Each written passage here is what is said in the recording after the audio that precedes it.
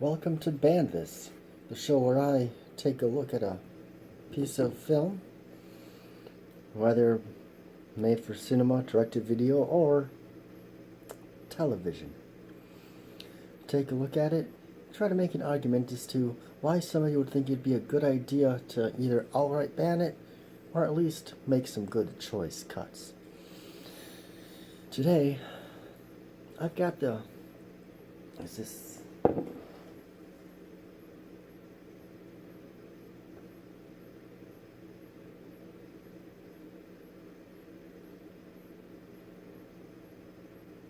Well, it's British. I'm not sure. I don't think it's BBC, because if it's BBC, they like to blast that name on it, so I don't know.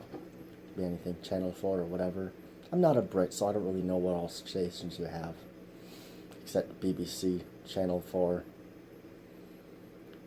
cable. No, this is a little mini-series.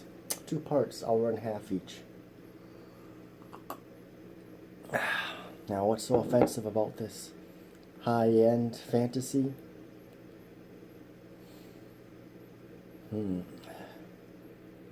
was going to say, I hesitate to say this, but one of the things with people who like to censor things is they like to blow things out of proportion, make things a little bit worse.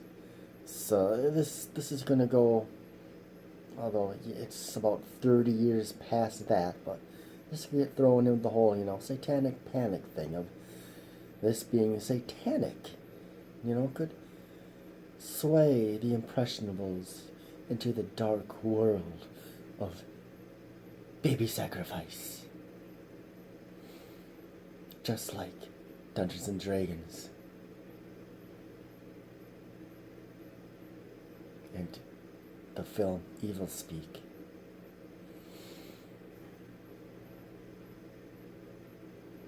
I'm not sure, should I try to elaborate on it?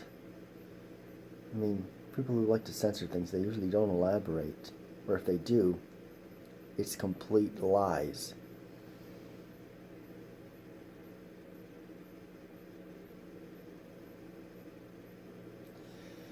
There are religious aspects to this film to a degree, but it takes a different approach. It doesn't look at the Christian side of things. This film goes back a bit more to the paganistic roots of a lot of our traditions, which is where people might have some issues with it. Like a lot of things we have that we associate with Christmas predates Christianity by, years, hundreds, thousands, however you want to look at it and however you want to date it. So, Christmas trees, Yule logs, paganism. With a lot of holidays that we have, like Easter, Halloween. It's a combination of pagan traditions with Christian ideology. That's kind of what this film is.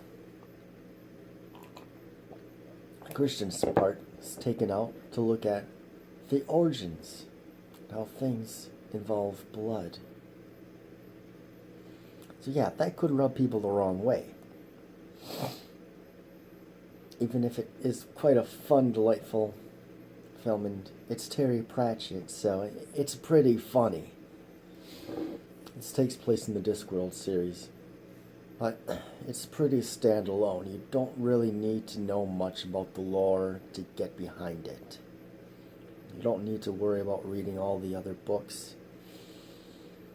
The only character that really has any importance throughout the series is Death. He's like one of the most important recurring characters in the series. I'm only on about the 5th one. Actually, I'm not on the 5th one. I've gotten about to the first 4.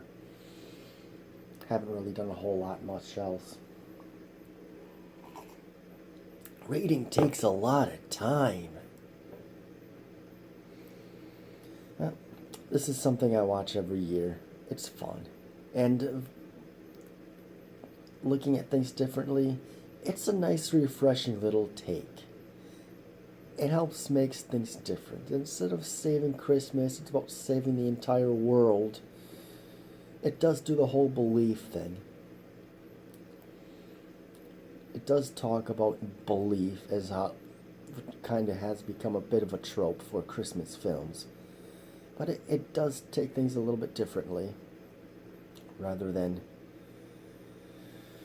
Well, I don't want to get into spoilers too much.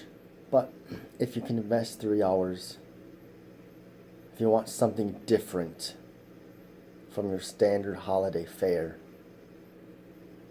this might be something to check out. And if you like comedy, if you like Douglas Adams, Terry Pratchett is kind of like a Douglas Adams of the fantasy genre, as opposed to science fiction. So, if you like Dirk Gently, Hitchhiker's Guide to the Galaxy, you might like Discworld. And I would definitely suggest you check it out, if you're so inclined. Well, that's about it. If you've seen this on YouTube, I feel sorry for you. You should go on to BitChute instead. If you want to get a hold of me on social media, well, the only one I really care for right now is mine. So seek me out there if you want. If you want to see a bunch of 30-second reviews for myself and hundreds of other people, if you're so inclined, go onto the Stardust app. Unfortunately, it's really a mobile-only thing, but it's a fun little thing to check out. So, that being said,